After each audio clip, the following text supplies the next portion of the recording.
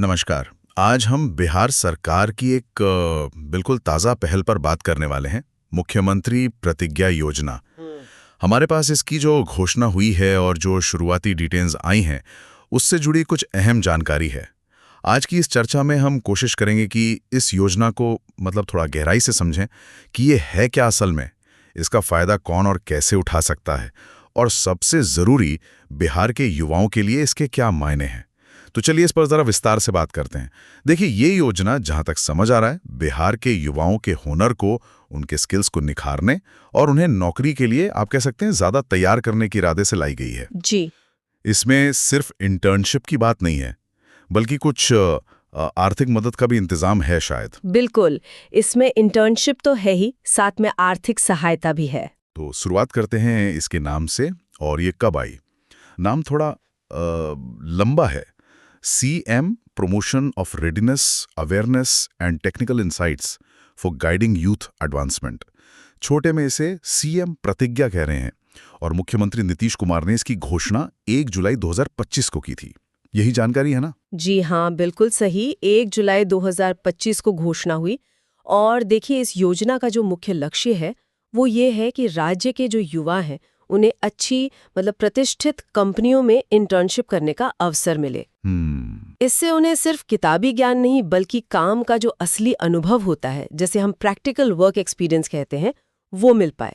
और साथ ही, जैसा आपने कहा, हर महीने कुछ स्टाइपेंड देकर उन्हें स्किल डेवलपमेंट के लिए एक तरह से प्रोत्साहित करना भी इसका एक जरूरी हिस्सा है। और सरकार का इरादा भी काफी बड़ा लग रहा है। मैंने सुना अगले 5 सालों में कम से कम 1 लाख युवाओं को इससे जोड़ने की योजना है। हाँ, लक्ष्य तो यही रखा गया है, अगले 5 साल में 1 लाख युवा। ये महत्वाकांक्षी लक्ष्य है, इसमें कोई शक नहीं। बिल्कुल। और इसके लिए जो बजट रखा गया है, करीब 40 करोड़ 69 लाख, यानी 40 करोड़ 69 लाख 24 हजार।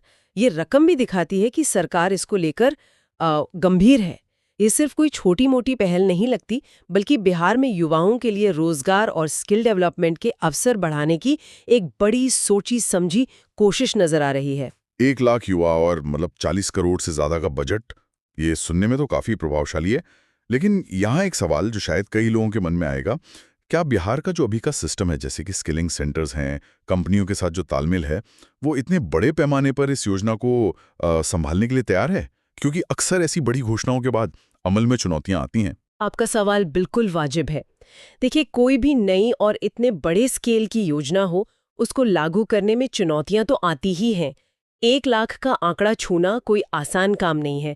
इसके लिए न सिर्फ सरकारी मशीनरी को बहुत तेजी और कुशलता से काम करना होगा, बल्कि जो निजी क्षेत्र की कंपनियां हैं, उनको भी बड़े स्तर पर साथ लाना होगा। सही बात है। उन्हें सिर्फ इंटर्नशिप के लिए जगहें नहीं देनी होंगी, बल्कि ये भी देखना होगा कि जो इंटर्न्स आ रहे हैं उन्हें वाकई कुछ सीखने को मिले, सिर्फ खानापूर्ति ना हो।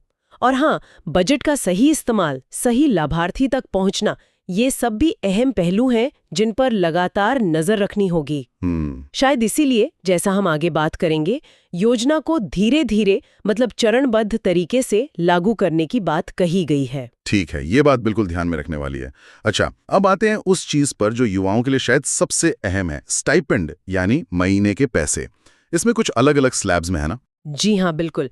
ये उनकी पढ़ाई यानी शैक्षणिक योग्यता के आधार पर तय किया गया है। जो युवा 12वीं पास हैं, उन्हें इंटर्नशिप के दौरान 4,000 रुपए हर महीने मिलेंगे। 4,000 रुपए। और अगर किसी ने मान लीजिए डिप्लोमा किया है या ITI कोर्स किया है, उनके लिए ये रकम थोड़ी ज्यादा है, 5,000 रुपए प्रति माह। अच्छा। और जो युवा ग्रेजुएट हैं या पोस्ट ग्रेजुएट हैं, उन्हें सबसे ज्यादा स्टाइपेंड मिलेगा 6,000 रुपए प्रति माह। ये जो फर्क रखा गया है 4,000, 5,000, 6,000, क्या ये सिर्फ पढ़ाई का लेवल दिखाता है या इसके पीछे कोई और सोच भी है? जैसे शायद कंपनियों की उम्मीदें अलग होंगी इन युवाओं से, या रहने सहने के खर्च में मदद का एंगल? देखिए, इसमें कई बातें हो सकती हैं। पहला तो हाँ, सीधा संबंध क्वालिफिकेशन से है, जो शायद उनके ज्ञान और स्किल के एक लेवल को दर्शाता है। दूसरा, ये भी मुमकिन है कि जिनकी पढ़ाई ज्यादा है, उनसे इंटर्नशिप में शायद थोड़ी ज्यादा जिम्मेदारी वाले काम की उम्मीद की जाए। और हाँ, स्टाइपेंड का एक मकसद आर्थिक मदद देना तो है ही, ताकि युवा बिना ज्यादा आर्थिक चिंता के इंटर्नशिप पर फोकस कर सके। हालांकि ये रकम शायद पूरी तरह से सारे खर्चों को ना पूरा करे, खासकर बड़े शहरों में, लेकिन एक सपोर्ट तो है। सही है। और ये अलग अलग लेवल्स शायद युवाओं को और पढ़ने और बेहतर स्किल्स हासिल करने के लिए भी एक तरह से प्रेरित कर सकते हैं। इसमें एक और बात थी जो मुझे थोड़ी अलग लगी। अगर किसी का सिलेक्शन बिहार से बाहर की किसी कंपनी में होता है तो उन्हें शुरुआती 3 महीनों तक हर महीने 2,000 रुपए ज्यादा मिलेंगे, मतलब 6,000, 7,000 या 8,000 योग्यता के हिसाब से। हाँ, ये वाकई एक दिलचस्प प्रावधान है। इसके पीछे भी कई वजह हो सकती हैं। एक तो ये कि युवाओं को बिहार से बाहर निकलकर काम करने और सीखने का अनुभव मिले, इससे उनका नजरिया थोड़ा और खुलेगा, एक्सपोजर मिलेगा। दूसरा हो सकता है कुछ खास तरह की इंडस्ट्रीज या बड़ी कंपनियां शायद बिहार में उतनी ना हो, तो ये प्रावधान उन फील्ड्स में अनुभव हासिल करने का दरवाजा खोलता है। या क्या ये भी हो सकता है? ये थोड़ा संवेदनशील सवाल है, पर क्या सरकार ये मान रही है कि शायद राज्य के बाहर इंटर्नशिप के मौके बेहतर या ज्यादा विविध हैं? देखिए, इसे शायद इस तरह देखना चाहिए कि सरकार युवाओं को हर तरह के अवसर देना चाह रही है, चाहे वो राज्य के अंदर मिले या बाहर। और बाहर जाने में जाहिर है रहने सहने का खर्चा भी ज्यादा होता है, तो ये जो 2,000 रुपये अतिरिक्त है वो उस बोझ को थोड़ा कम करने में मदद करेंगे। हाँ, ये बात तो है। ये युवाओं को एक तरह से नेशनल लेवल के कंपटीशन के लिए तैयार करने की कोशिश भी हो सकती है। हाँ, ये जरूरी है कि राज्य के अंदर भी जो इंटर्नशिप मिले उसकी क्वालिटी पर पूरा ध्यान दिया जाए, ताकि यहीं रहकर भी अच्छा अनुभव मिल सके। बिल्कुल, वरना वो ब्रेन ड्रेन वाली चिंता भी हो सकती है। लेकिन उम्मीद यही होगी कि बाहर अनुभव लेकर युवा वापस बिहार आएं और यहाँ के विकास में योगदान दें। ये तो आदर्श स्थिति हुई। खैर, अब आते हैं पात्रता पर, मतलब कौन लोग अप्लाई कर सकते हैं। सबसे पहली शर्त तो शायद यही होगी कि वो बिहार के निवासी हों। जी हाँ, बिल्कुल। आवेदक का बिहार का स्थायी नागरिक होना जरूरी है। ये राज्य सरकार की योजना है, तो जाहिर है बिहार के युवाओं के लिए ही है। और उम्र की भी कोई बात थी? हाँ, उम्र सीमा रखी गई है 18 से 25 साल के बीच। 18 से 25 साल। जी। ये वो उम्र है जब ज्यादातर युवा या तो अपनी पढ़ाई पूरी कर चुके होते हैं या आखिरी स्टेज पर होते हैं और करियर की शुरुआत कर रहे होते हैं। तो शायद मकसद यही है कि उन युवाओं पर फोकस किया जाए जिन्हें शुरुआती अनुभव की सबसे ज्यादा जरूरत होती है। लेकिन ये जो 25 साल की ऊपरी सीमा है, क्या इससे वो लोग बाहर नहीं हो जाएंगे जो शायद किसी वजह से थोड़ा देर से करियर शुरू कर रहे हो, या जिन्होंने बीच में पढ़ाई छोड़ दी हो और अब वापस आना चाहते हो? हो सकता है कि आगे चलकर अनुभव के आधार पर इसमें कुछ बदलाव हो, या शायद ज्यादा उम्र वालों के लिए कोई और स्ट्रीम आए। लेकिन फिलहाल फोकस 18 से 25 साल के युवाओं पर है। ठीक है। शैक्षणिक योग्यता की बात तो हमने कर ली थी, स्टाइपेंड के हिसाब से 12वीं पास या डिप्लोमा या ITI या फिर ग्रेजुएट पोस्ट ग्रेजुएट। इसके अलावा भी कोई और शर्त है? हाँ, एक और बहुत जरूरी शर्त है, वो ये कि आवेदक ने किसी न किसी स्किल डेवलपमेंट प्रोग्राम के तहत ट्रेनिंग ली हो। अच्छा जी, और उसका सर्टिफिकेट भी दिखाना होगा। ये क्यों जरूरी किया गया? मेरा मतलब है इंटर्नशिप तो सीखने के लिए होती है ना? हाँ, इंटर्नशिप सीखने के लिए ही है, लेकिन ये शर्त शायद इसलिए है ताकि युवा बिल्कुल फ्रेशर न जाए। उनके पास कुछ बेसिक स्किल्स या जानकारी हो, ताकि वो कंपनी के काम को जल्दी पकड़ सके और इंटर्नशिप का ज्यादा से ज्यादा फायदा उठा सके। अच्छा, ये बात है। ये कंपनियों के लिए भी थोड़ा आसान रहता है, उन्हें बिल्कुल जीरो से शुरू नहीं करना पड़ता। ये चीज इस योजना को सिर्फ स्टाइपेंड देने वाली स्कीम से अलग करती है। ये इसे एक स्किल लिंक्ड इंटर्नशिप प्रोग्राम बनाती है। ये दिखाता है कि सरकार सिर्फ प्लेसमेंट पर नहीं, बल्कि प्लेसमेंट के लिए तैयार युवाओं पर जोर दे रही है। ये लॉजिक तो सही लगता है। अब बात करते हैं कि ये योजना लागू कैसे होगी। सुना है कि ये धीरे धीरे शुरू होगी, एकदम से नहीं? जी बिल्कुल। जो शुरुआती साल है, यानी 2025-26, उसमें 5,000 युवाओं को इस योजना के तहत इंटर्नशिप दिलाने का लक्ष्य रखा गया है। सिर्फ 5,000? पहले साल में। हाँ, पहले साल 5,000। और उसके बाद उसके अगले साल से इस संख्या को बढ़ाकर 20,000 युवा प्रतिवर्ष करने की योजना है। अच्छा, 5,000 से सीधे 20,000। जी, ये जो फेज्ड अप्रोच है, मतलब चरणबद्ध तरीका, ये समझदारी भरा लगता है। इससे सरकार और जो संबंधित विभाग हैं उन्हें योजना को जमीन पर उतारने, शुरुआती जो दिक्कतें आएंगी उन्हें समझने और पूरी प्रक्रिया को बेहतर बनाने का वक्त मिलेगा। हाँ, ये तो है। क्योंकि इतने बड़े पैमाने पर कंपनियों से जुड़ना, फिर युवाओं का चयन करना, स्टाइपेंड सही से सब तक पहुंचे, इन सब कामों के लिए एक मजबूत सिस्टम बनाना पड़ेगा। तो ये फेज्ड अप्रोच उस सिस्टम को धीरे धीरे बनाने और टेस्ट करने का मौका देगा। ठीक है, तो ये तो हुई योजना के लागू होने की बात। पर मान लीजिए कोई युवा है, वो इंटरेस्टेड है, तो उसका अगला कदम क्या होगा? अप्लाई कैसे करेगा?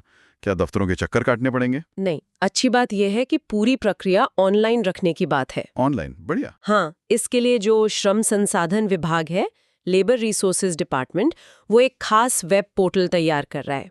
उम्मीद की जा रही है कि अगले महीने तक ये पोर्टल शायद चालू हो जाए और उस पर रजिस्ट्रेशन भी शुरू हो जाए। ऑनलाइन होने से तो पहुंच बहुत आसान हो जाएगी, खासकर जो दूर दराज के इलाकों में युवा हैं उनके लिए।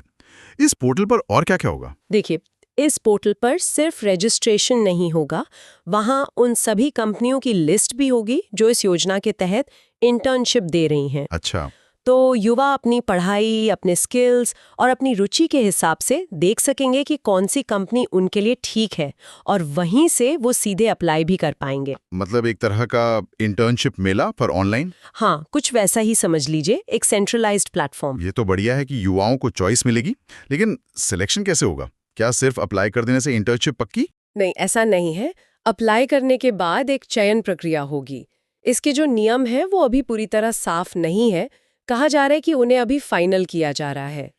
लेकिन जो शुरुआती जानकारी मिली है उसके मुताबिक युवाओं को पोर्टल पर रजिस्टर करते समय अपनी पसंद की ट्रेड चुननी होगी। ट्रेड मतलब? ट्रेड मतलब अपना हुनर या काम का क्षेत्र।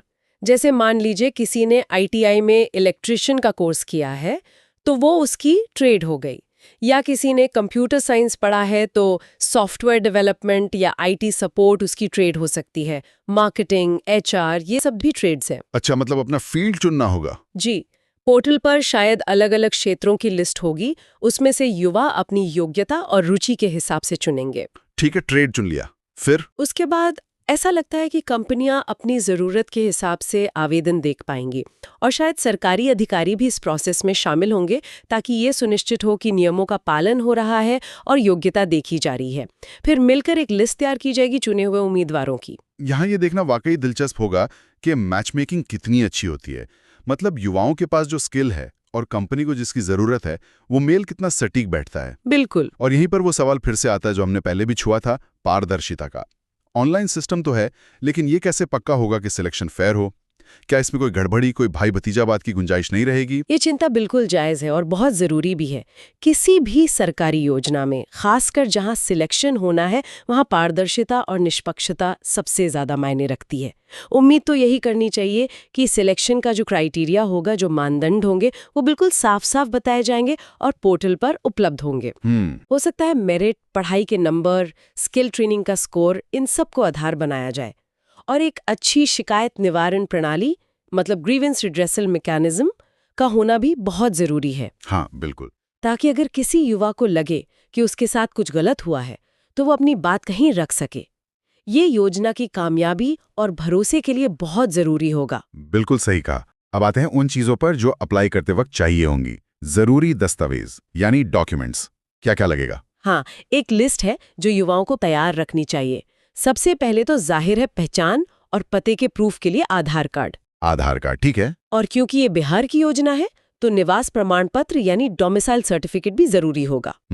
फिर जिस स्टाइपेंड के लिए आप योग्य हैं उसके हिसाब से आपकी पढ़ाई के सर्टिफिकेट्स, जैसे 12th की मार्कशीट या डिप्लोमा, ग्रेजुएशन, पोस्ट ग्रेजुएशन की मार्कशीट और सर्टिफिकेट। और वो स्किल डेवलपमेंट ट्रेनिंग वाला सर्टिफिकेट भी? जी हाँ, वो भी जरूरी है क्योंकि वो तो पात्रता की शर्त ही है। सही है। इसके अलावा एक हाल का पासपोर्ट साइज का फोटो, और अगर आवेदक किसी आरक्षित श्रेणी से है, मतलब SC, ST, OBC वगैरह, और उसका लाभ लेना चाहता है तो जाति प्रमाण पत्र यानी कास्ट सर्टिफिकेट भी चाहिए होगा। और स्टाइपेंड के लिए बैंक अकाउंट डिटेल्स? बिल्कुल, आधार से लिंक किया हुआ बैंक खाता, उसकी पासबुक की कॉपी या फिर एक कैंसिल चेक। ये इसलिए ताकि स्टाइपेंड का पैसा सीधे लाभार्थी के खाते में जा सके। DBT जिसे कहते हैं, डायरेक्ट बेनिफिट ट्रांसफर। DBT। इससे प्रोसेस तेज रहता है, पारदर्शी रहता है और बीच में गड़बड़ी की गुंजाइश कम होती है। ठीक है, तो ये सारे कागजात तैयार रखने होंगे। अब कुछ ऐसे सवाल लेते हैं जो शायद बहुत से युवाओं और उनके पेरेंट्स के मन में होंगे। सबसे बड़ा सवाल, क्या ये इंटर्नशिप करने के बाद पक्की नौकरी मिल जाएगी? गारंटी है? देखिए, जो जानकारी अभी तक है उसके हिसाब से जवाब है नहीं। ये योजना नौकरी की गारंटी नहीं देती है। नहीं देते। रिज्यूमे को थोड़ा वजनदार बनाना। लेकिन ये तो हो सकता है ना कि अगर कोई इंटर्न बहुत अच्छा काम करे तो कंपनी से रख ले। हाँ, इसकी संभावना तो हमेशा रहती है। अगर इंटर्नशिप के दौरान किसी युवा का काम बहुत अच्छा है, वो कंपनी के काम आता है, कंपनी के कल्चर में फिट होता है और उस समय कंपनी के पास कोई वैकेंसी भी है, तो बिल्कुल कंपनी उसे नौकरी का ऑफर दे सकती है। अच्छा, लेकिन ये पूरी तरह से उस इंटर्न के प्रदर्शन पर और कंपनी की उस वक्त की ज़रूरत पर निर्भर करेगा। तो इसे सीधे नौकरी का रास्ता नहीं समझना चाहिए, बल्कि नौकरी पाने की संभावनाओं को बढ़ाने वाला एक बहुत ज़रूरी कदम समझना चाहिए। यानी ये एक तरह से, जैसा आपने कहा, रोजगार गारंटी नहीं बल्कि रोजगार क्षमता बढ़ाने की योजना है, एम्प्लॉयबिलिटी बढ़ाने की। बिल्कुल सही शब्द इस्तेमाल किया आपने, एम्प्लॉयबिलिटी। ये आपकी रोजगार पाने की क्षमता को बढ़ाता है। ये जो एक गैप होता है ना पढ़ाई और असल काम की दुनिया के बीच, ये उसे भरने की एक कोशिश है। हाँ, आजकल कंपनियां सिर्फ डिग्री नहीं देखती, वो देखते हैं कि क्या कैंडिडेट के पास कुछ प्रैक्टिकल अनुभव है, क्या वो टीम में काम कर सकता है, उसमें सीखने की इच्छा है। सही बात है। ये इंटर्नशिप इन सभी चीजों को पाने का एक प्लेटफॉर्म देती है। और वो दूसरा सवाल जिसका हमने जिक्र किया था पहले, क्या इंटर्नशिप के लिए बिहार से बाहर जाना पड़ सकता है? हाँ, जैसा हमने पहले भी बात की, इसकी पूरी संभावना है। सरकार राज्य के अंदर और बाहर दोनों जगह की कंपनियों को इस योजना से जोड़ने की कोशिश करेगी। अच्छा, और अगर किसी का चयन राज्य से बाहर की कंपनी में होता है, तो उन्हें पहले 3 महीने तक वो अतिरिक्त 2,000 रुपये प्रति माह का भत्ता भी मिलेगा। तो युवाओं को इसके लिए मानसिक रूप से तैयार रहना चाहिए कि शायद उन्हें बाहर जाना पड़े। ये उनके लिए एक चुनौती भी हो सकती है और एक बड़ा अवसर भी। अपने कंफर्ट जोन से बाहर निकलना, नई जगह पर एडजस्ट करना, काम करना सीखना। निश्चित रूप से ये अनुभव उन्हें ज्यादा आत्मनिर्भर और ज्यादा आत्मविश्वासी बना सकता है, इसमें कोई शक नहीं। अच्छा, अगर किसी को इस योजना के बारे में और जानना हो या मन में कोई और सवाल उठ रहा हो, तो वो कहाँ संपर्क कर सकता है? कोई हेल्पलाइन वगैरह है? जी हाँ, इसके लिए एक टोल फ्री हेल्पलाइन नंबर भी जारी किया गया है। नंबर है 1800-296-5656। 1800-296-5656। जी, इस नंबर पर कॉल करके योजना से जुड़ी और जानकारी ली जा सकती है, या अगर कोई सवाल है तो उसका जवाब पाया जा सकता है। और उम्मीद है कि जब पोर्टल लॉन्च होगा तो उस पर भी FAQs अक्सर पूछे जाने वाले सवाल और जवाब और संपर्क करने के दूसरे तरीके भी दिए जाएंगे। बहुत बढ़िया। तो अगर आप पूरी बातचीत को समेटें तो मुख्यमंत्री प्रतिज्ञा योजना बिहार के 18 से 25 साल के युवाओं के लिए एक महत्वपूर्ण अवसर लेकर आई है। ये उन्हें अच्छी कंपनियों में इंटर्नशिप करने, प्रैक्टिकल स्किल सीखने और साथ ही साथ कुछ आर्थिक मदद पाने का एक व्यवस्थित, एक स्ट्रक्चर्ड तरीका दे रही है। तो इसका मतलब क्या हुआ? यही कि बिहार के युवाओं के पास अब अनुभव हासिल करने और थोड़ा कमाने का एक ऑर्गेनाइज्ड रास्ता खुल रहा है। हाँ, योजना की जो रूपरेखा है, जो शर्तें हैं, जो आर्थिक मदद का प्रावधान है, ये सब कागज पर तो वाकई बहुत अच्छा दिख रहा है और निश्चित रूप से ये एक सराहनीय पहल है। लेकिन यहाँ एक बहुत ज़रूरी सवाल उठता है, जो शायद इस योजना की असली कामयाबी तय करेगा। वो क्या? और वो सवाल है, इस योजना से जो कंपनियां जुड़ेंगी, वो जो इंटर्नशिप देंगी, उनकी क्वालिटी कैसी होगी? क्या वहाँ सच में कुछ सीखने को मिलेगा? आप मेंटरशिप की बात कर रही हैं, सार्थक काम की, या सिर्फ नाम की इंटर्नशिप तो नहीं होगी? बिल्कुल। मेरा मतलब है, क्या युवाओं को सिर्फ किसी कंपनी में भेज दिया जाएगा या प्लेसमेंट का एक नंबर बढ़ा दिया जाएगा, या फिर ये सुनिश्चित किया जाएगा कि इंटर्नशिप के दौरान उन्हें वाकई कुछ गहरा सीखने को मिले? क्या उन्हें सही मार्गदर्शन, सही मेंटरशिप मिल रही है? क्या उन्हें ऐसे काम दिए जा रहे हैं जिनसे उनका स्किल डेवलप हो, न कि सिर्फ फोटोकॉपी करना या चाय लाना जैसे काम? हाँ, ये तो बहुत जरूरी है। क्या कंपनियां इस जिम्मेदारी को गंभीरता से लेंगी? ये सबसे बड़ा सवाल है। ये तो बहुत ही अहम मुद्दा उठाया आपने, क्योंकि अगर इंटर्नशिप सिर्फ एक टाइम पास बनकर रह गई तो योजना का जो असल मकसद है वो तो पूरा ही नहीं होगा। बिल्कुल सही कहा। इसलिए सिर्फ योजना शुरू कर देना काफी नहीं है। इसकी लगातार मॉनिटरिंग करना, कंपनियों से फीडबैक लेना, युवाओं से उनके अनुभव पूछना और इंटर्नशिप की क्वालिटी को बनाए रखने के लिए एक सिस्टम बनाना, ये सब बेहद जरूरी होगा। तभी ये योजना बिहार के युवाओं के भविष्य के लिए एक वास्तविक प्रतिज्ञा साबित हो पाएगी। तो ये सवाल सिर्फ सरकार या कंपनियों के लिए नहीं है, बल्कि शायद उन युवाओं के लिए भी है जो इस योजना से जुड़ेंगे, कि वो खुद अपने इंटर्नशिप के अनुभव को कितना सार्थक बना पाते हैं। और हम सबके लिए सोचने की बात यह है कि ऐसी योजनाओं की सफलता केवल उनके डिजाइन पर निर्भर नहीं करती, बल्कि वो जमीन पर कैसे उतारी जाती हैं और उसमें शामिल हर पक्ष, सरकार, कंपनी, युवा कितनी ईमानदारी और कोशिश से अपना रोल निभाता है, इस पर निर्भर करती हैं। इस योजना की असली परीक्षा तो अब शुरू होगी।